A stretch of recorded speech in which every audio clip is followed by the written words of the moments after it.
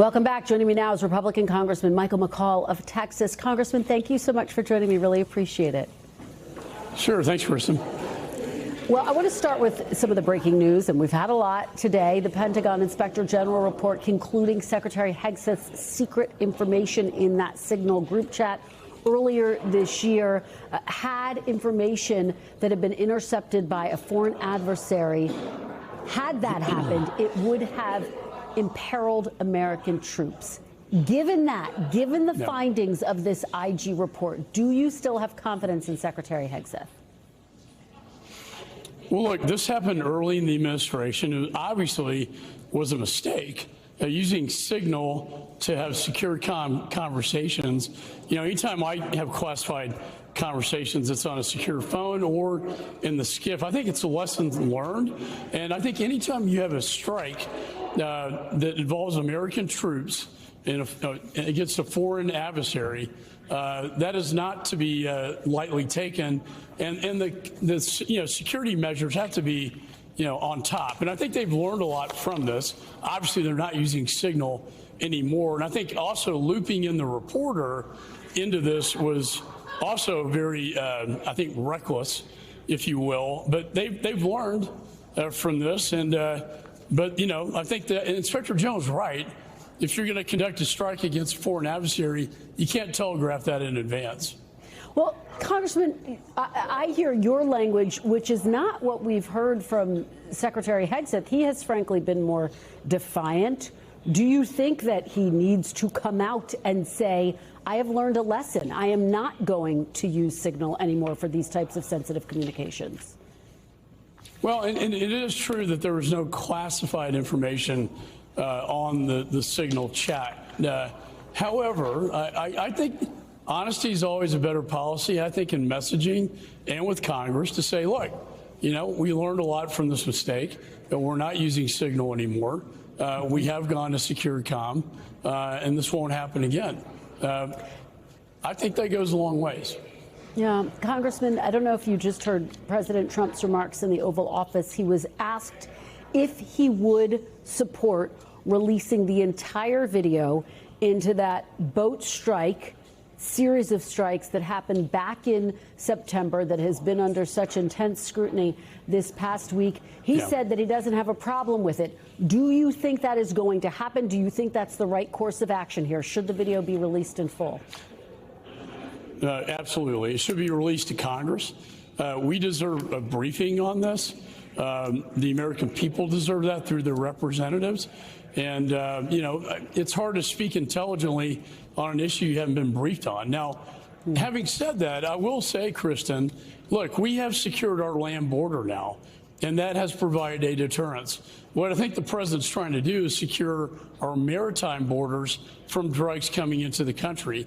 Under Article 2 of the Constitution, the president has executive powers of self-defense to conduct these kind of operations in international waters against a foreign terror organization like this cartel has been designated. So I think he had the legal authorities to do what he did.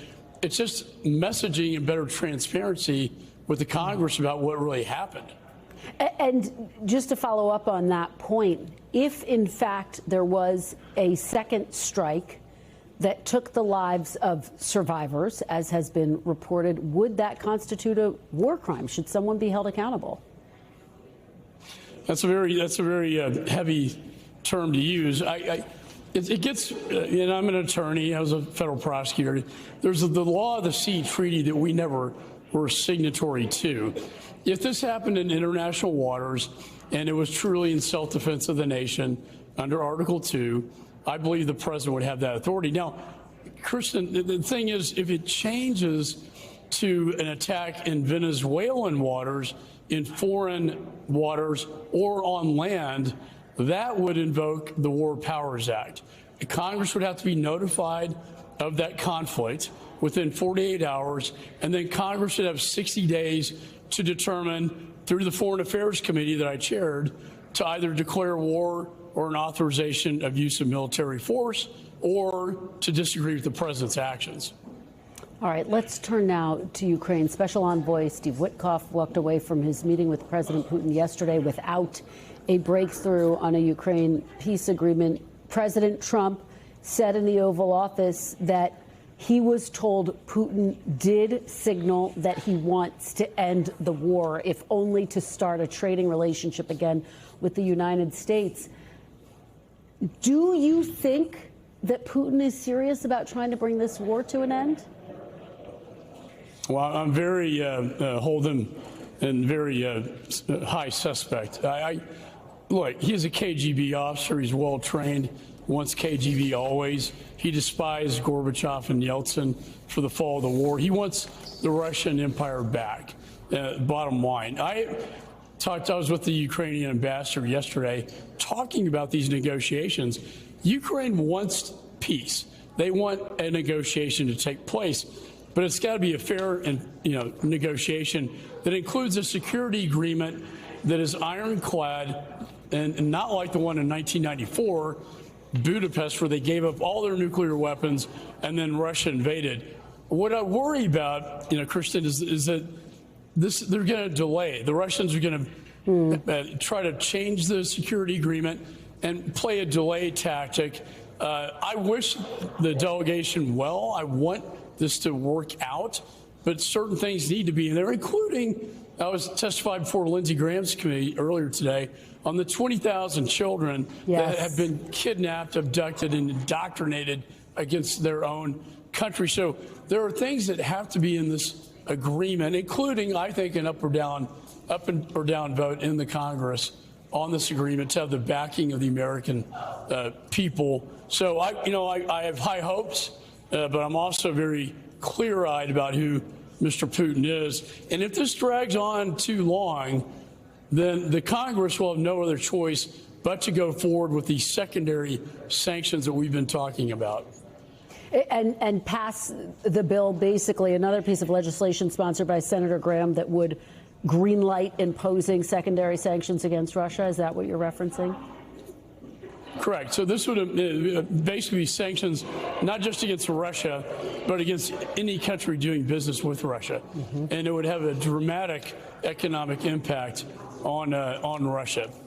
That's the arsenal that we have. We're prepared to use it. We want to give the administration an opportunity to negotiate this with the Russians and the Ukrainians. But right now, I'm not seeing the Russians negotiating in good faith. I am seeing Ukraine operating in good faith. If the Russians continue down the path of not negotiating in good faith, then I really think Congress will have no other option but to move forward on the sanctions. With the final minute here we have left, Congressman, you announced you will not be seeking re-election. We are seeing a number of your colleagues also choose to retire. I wonder what you think that says about Congress. Does it reflect a frustration about what is possible to get done in this partisan environment?